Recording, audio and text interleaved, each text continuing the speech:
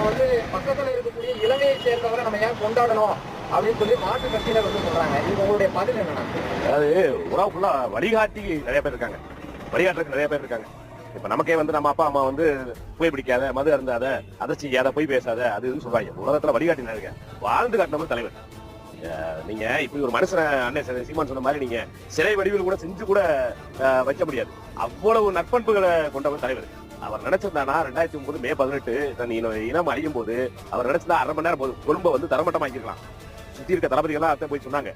ஏன்னா உலகத்துல 220 மேற்பட்ட நாடுகள் இருக்கு, எத்தனையோ சுதந்திர போராட்டங்கள்லாம் நடந்திருக்கு, விடுதலை போராட்டங்கள், புரட்சிகள் நடந்திருக்கு.